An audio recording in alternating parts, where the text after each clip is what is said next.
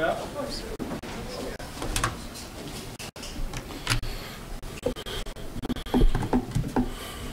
Questions?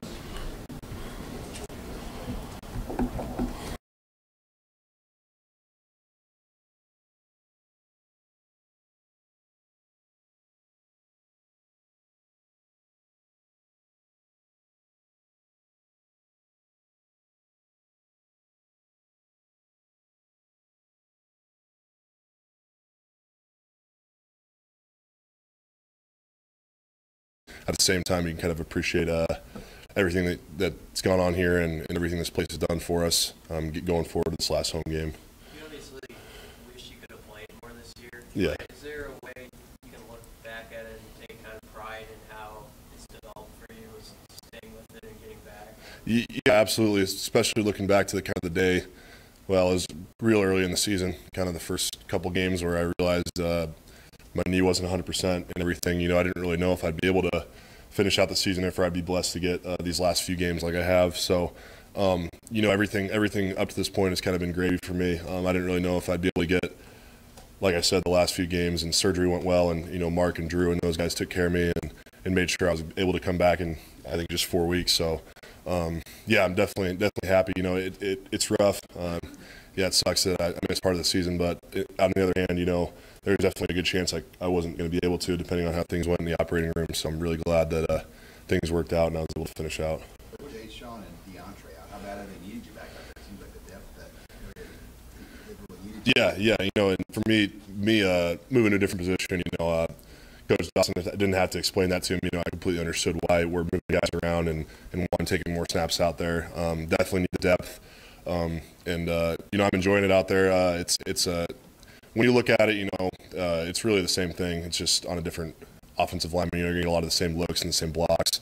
Obviously, there's some different nuances to it, but at the end of the day, all three of the D linemen are kind of doing the same thing to an extent. So I'm enjoying it, and you know, we're just continuing to work hard in that room and kind of develop the guys that are playing out there. Over the course of 5 seasons, you haven't, I'm sure, won as much as you like. But what does adversity reveal not only about your own character but this program, and what can be taken forward based on kind of coming through those struggles? Yeah, you know, I definitely have learned a lot about myself the last few years. You know, we've fallen short plenty of times.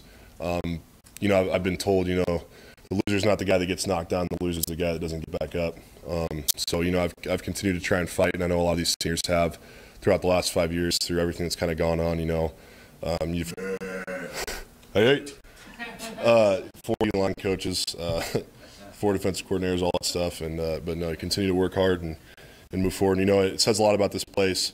You know, through everything that's changed, coaches and players and everything like that. You know, one thing that's remained the same is, you know, been the good people of this university and the fans. You know, they've never wavered. They've always kind of had our back, which, you know, obviously I knew that coming in here, being a kid from here. You know, that's one thing I can definitely look back and be happy. You know, Nebraska's always going to be that way, no matter what, if we're winning or losing. So definitely blessed to kind of have that opportunity. Did you have to learn how to be adaptable as a person, going from coach to coach to coach to coach, not just head coaches, but as you said, your position coaches? What kind of challenge was it to be just adaptable to different schemes and different people? Yeah, I mean, you kind of, after you get a coach for a while, you kind of think you know what's going on, and then someone else comes in and has maybe a different way of looking at things or a different way to teach it. And, you know, after this last staff got fired, you know, I kind of thought I knew what there was to know about defensive line at a college level, but Coach Dawson came in and, you know, he completely shocked my system. You know, I learned so much more under him. You know, he carried a much different perspective on how to play defensive football and kind of some different nuances of the position and the defense as a whole. He's a really smart guy, and you know, I'll forever be thankful to have worked under him for a year. He's been great, and he's taught me a lot.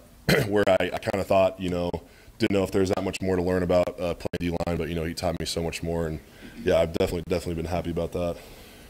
Seems like 10 fumbles around their last 2 weeks. Is there something confidence? Are you hitting harder? Is it, what do you add it all up to that's happening? I think part of it is confidence. I said it on Saturday after the game. A lot of it is effort to the ball. I mean, the more guys you're getting to the ball, if someone's holding onto the ball carrier and the other guy gives him a shot up top near the ball, that thing's going to come out a lot easier. Or if guys are there, they're going to be able to scoop it up and recover it. So, it's effort, it's attitude, and then also the drills in practice, making sure that we're taking those more seriously. We do all sorts of turnover drills. It's kind of the first thing we cover usually every day in practice. So I think guys are starting to realize that those will actually pay dividends in the end. It's not just something we do to stay busy. So that's definitely been something we've been working on. Is there an art to it to making sure you have the tackle secured and then ripping at it? Yeah, I mean, if the guy's up and he's trying to continue to go, and he's uncovered, you want to go for that ball. And you watch some of our players, especially, you can see on film Trey Neal, he's always going for the ball. He's kind of got a nose for it. Some of those other guys in the back end, Mo is always kind of going for it. So, yeah, there's definitely kind of an art to it. Some guys, if they see an open chance, they'll go right for it, and that's what we need. We need to create those turnovers, get the ball back to the offense. What's it been like for you and some of those other in-state guys like Gerald and Luke, the captains this year, as you guys are setting that tone? And does it feel like there's been paying off for you guys, even though the record might not reflect it? Yeah, I've been talking to them about this throughout the whole thing. It hasn't gone the way we wanted, but I'll definitely be watching this team very closely in the years to come. I love all these guys. I love the guys that have stuck it out and continue to work hard through a tough season. And I can't wait to see them succeed in the future.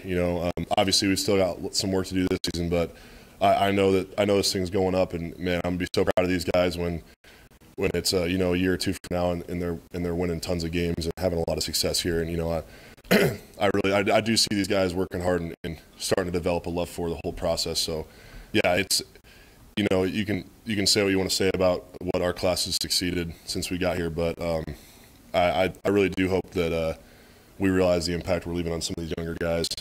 So that's kind of something I've taken pride in, is making sure I'm keeping those guys in check, especially the younger D linemen and everything, and making sure we're doing well.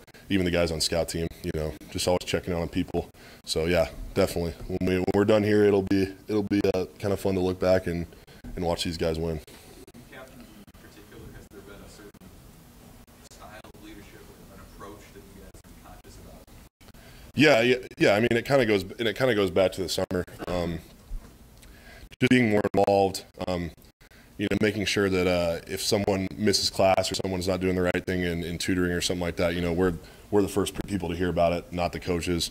So we can kind of go after those guys or get it addressed. So it's definitely being more involved, taking more of it on your own shoulders rather than letting the coaches handle things. Nick, was there a point in the example where you saw that the foundation you laid was solid? Well, just speaking for the defensive line room, the guys in the room were just doing a really good job of.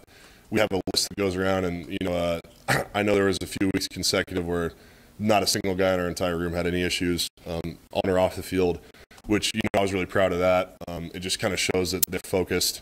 They're focused on the work. They're focused on the task at hand. They're not getting distracted and not letting things outside of this place affect the way they do business. So that's kind of one example. I know those numbers have continued to kind of go down as we've gone on. But yeah, it's when you see it, not only on the field but off the field, guys really taking pride in what they do around here and what they're here to do. You can definitely kind of see that.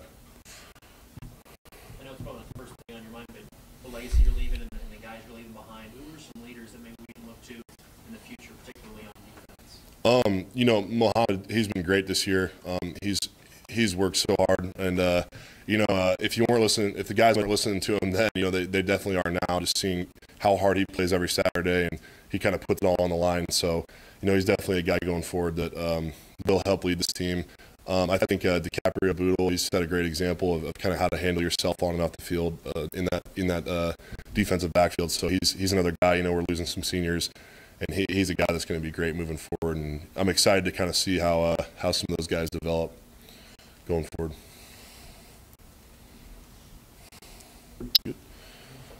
Thanks, guys.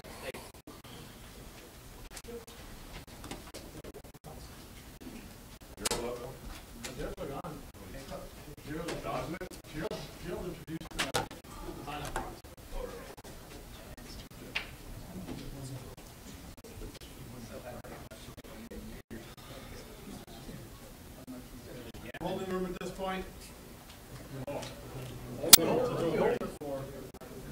12:30 guest?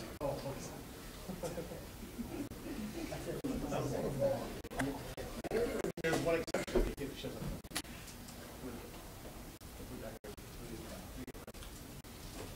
Just in case.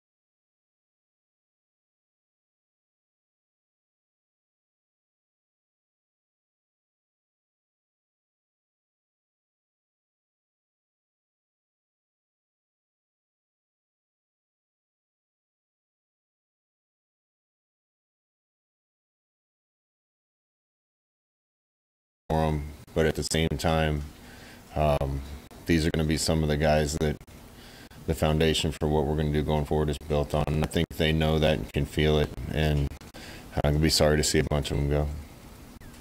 Is there a guy or two from that class that maybe hasn't hardly played that you really admire for, still being here? Well, all the guys really, Divine I keep talking about, but, nobody, including probably coaches, thought he was going to have the year that he's had, and he just stuck with it and kept getting better and has had an unbelievable year. Mick, such a fighter, playing through everything that he's playing through and still being a leader and being there for the team. Right down to some of the walk-ons that are still here and fighting and battling. It's a pretty good group, and it's been a great group for us from a leadership standpoint. Hey, Scott, Stanley Morgan talked to media today. How would you characterize him as a leader? What have you seen him as a leader? And is there any part of his game that is especially appealing to you? I've said this a bunch about Stan. The best part about Stan is he loves football. Every day at practice, he's got a smile on his face. He's excited to do warm-ups to get ready to practice. There's always positive energy coming out of Stanley, and you need that on your team. I don't know if he's quite as vocal consistently as some of the other leaders, but he sets the example daily for how you're supposed to do things and how you're supposed to practice, and his enthusiasm is infectious. Scott, Devine was named the Big Ten Offensive Player of the Week today. He's 2 games away from the end of the season of a senior year. Just talk about the road he's had here and what it means to have him get that honor. 2 games left. Yeah, I'm so happy for him. He's an example of how kids should be and what they should do. We all want things to happen and work for us right now. Otherwise, we're unhappy and we quit or we leave. I wasn't around Devine for most of his career here, but coming in as the coach, and getting information from people that knew the program, we thought, from the information I got, that running back was the place where we needed immediate help because we weren't sure how good we'd be at that spot. We went out and got some guys, and all of a sudden at the beginning of the season, Devine found himself as not the starter, and that could have gone a lot of different ways. Went different ways with a couple other guys when that happened, and not him. He just kept coming to work, doing his job, getting better. It's even more special when someone has a great season when they persevere through something like that. And what a great teammate and a great person, and I really believe he's put himself in position to keep playing football and not have his Nebraska career be the end of his career. After the game, you said he's all Big Ten. If you had to tell other coaches and media members why they should vote for him, what would you say? I would never tell anybody else who to vote for. I said he's playing at that level, and there's no question in my mind. I certainly haven't seen everybody in the league, but his productivity for us, especially in conference play, has been incredible. I feel like a dumb coach because I guess I only gave it to him 11 times on Saturday, but he's been doing great things with the ball when we get it to him. Does his evolution kind of help open up the game for some of your wide receivers the back half of the season? Yeah, the run game opens up the pass game. If you can't run it, it's tough to score points. So you rely on your pass game, become one-dimensional. We've been pretty balanced on offense. Obviously, that's going to be a big challenge this week because we're playing the #1 rushing defense in the country. But if we can get him going, if we can get Mo going, Adrian contributing to that, it leads to a lot of possibilities in the passing game. How much has Michigan State's defense changed since the 2 times you called the plays? It hasn't changed. Oh, it's changed. They're still doing the same things. They're not as consistently. It was pretty much a quarters outfit with some third down pressure when I played them, coached against them all those years ago. They mix in more man now. There's a little more first and second down pressure, a little more single high. They're just a little more multiple and mix it up a little more.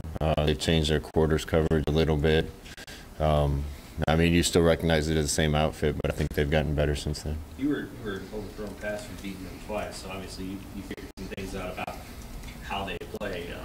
What's good about their style of defense, and what kind of success did you guys have at Oregon? This is close to or as good a defense as we've faced all year, and I've only watched them for one day, but I got a ton of respect for what they do. They know their schemes, they know their issues and places that people have tried to hit them, and they have answers for that. Best thing about them, they get 11 guys playing hard and sprinting to the football, and they don't give up big plays. So we got to be on our game to create them, and we got to be ready to sustain some drives if we need to.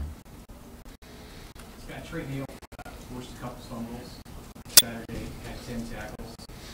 How instrumental has he been in teaching your guys to play defense the way you want to play this year? Yeah, we're glad to have Trey. Got such a good relationship with Trey. The whole coaching staff does. Trey wants to be a coach. I think he's going to be a good one. But love watching him have success on the football field. And he's been great for our younger DBs and a lot of the defensive guys already being familiar with a lot of our scheme and system. He can make all the calls for us, and that's a piece that we were missing before he got to town. Michigan State's played a couple different quarterbacks, Lewiecki and Lombardi. Is there much difference between the two when they're in the game? No, they both do a good job watching them. They've been kind of bit by the injury bug, particularly on the offensive side of the ball. Unfortunate for them. I remember Lewiecki coming out of high school from Pinnacle in Arizona, and I went and watched him and was impressed with him, so I know what kind of player he is. I don't think their offense is going to change much based on which guy's in there, and both of them are capable of doing good things on the field.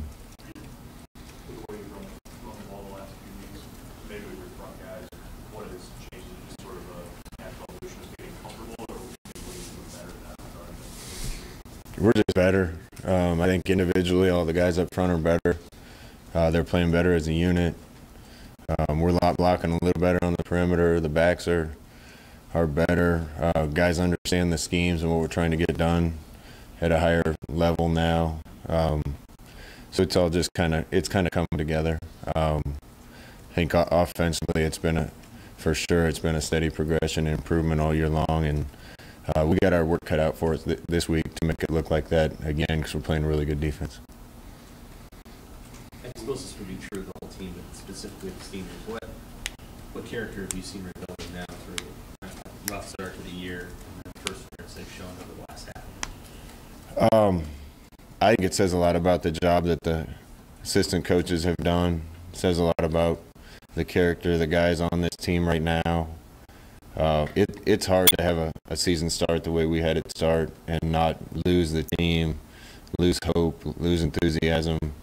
You don't see a team very often that starts off with that many, bad blows being delivered to you and keep improving. And a lot of that has to do with these seniors that are leaving and the leadership that they've given, fixing a lot of the problems on the team even through those hard things. Changing the expectations even through some of those hard things, and I'm proud of the fact that this group has continued to improve despite some really rough times. It says a lot about your character when you face adversity like that and make the decision to keep fighting, keep swinging, and get better. Scott, it looks like your team still has quite a bit of bounce. Not really affected badly by injuries. What do you attribute that? We've had some unfortunate ones, but those are ones going to happen. You can't control an ACL here or there. Those things are going to happen in football. But just talking to Mark Meyer, who's done a great job and deserves a lot of credit for that. We haven't had anywhere near the number of injuries that they've had in the recent past. Most of the credit goes to Mark and to Zach Duvall. When you're not as big and strong as you can be, or as big and strong as other teams, you get beat up and get hurt. And we gained a lot of ground in that area with Zach working with guys for a year, and we've stayed healthier than most teams, and I think most of that has to do with strength and conditioning staff. You made a change last week on kickoffs. Will it be Barrett Pickering again this week, and why did you guys make that change last week? Yeah, it'll be Barrett this week. And probably going forward, we just want we want the ball to go where it's supposed to go. Scored the last 6 times as far as the ball to start a game. Is that the longest streak forever calling plays, or is that I have no idea.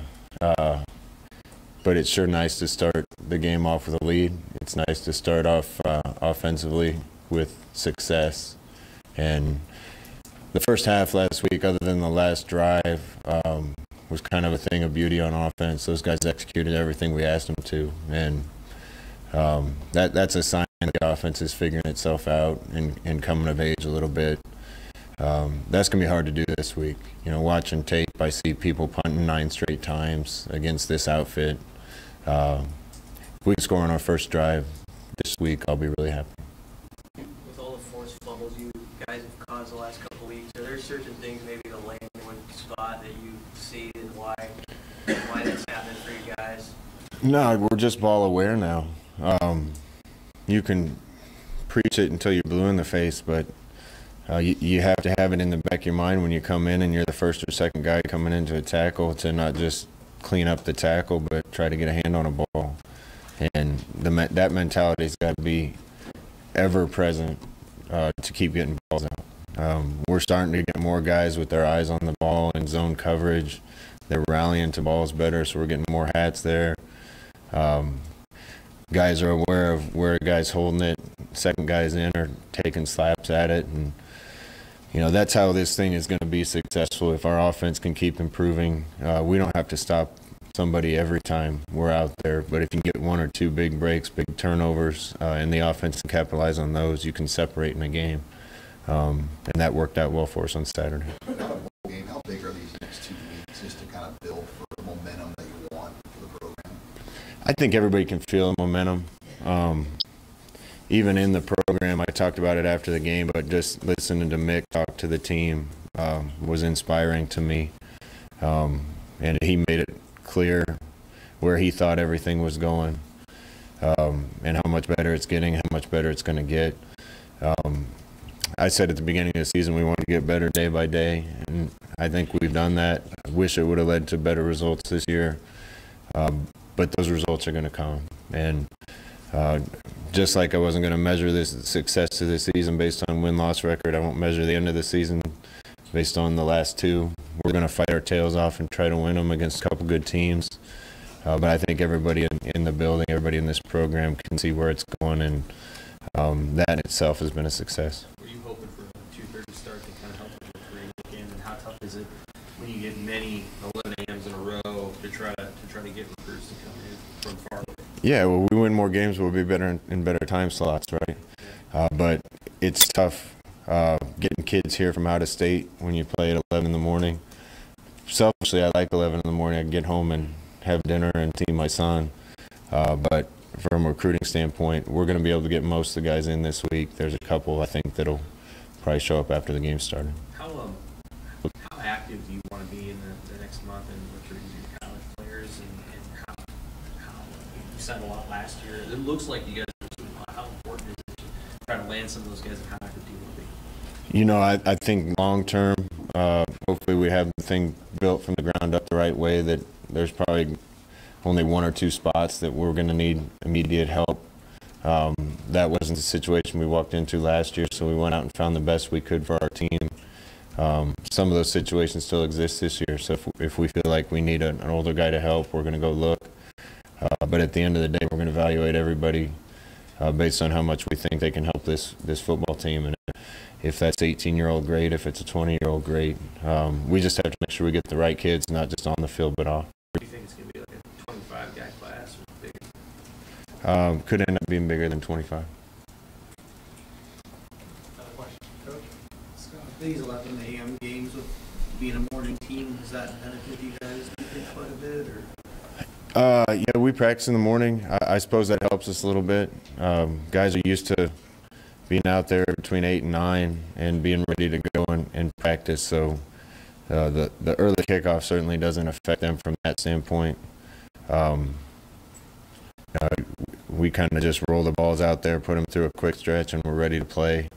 So I've never been a morning person, so we started practicing in the morning, and even I've turned into one. So I think most of our team has at this point. Thanks, Coach. Yep.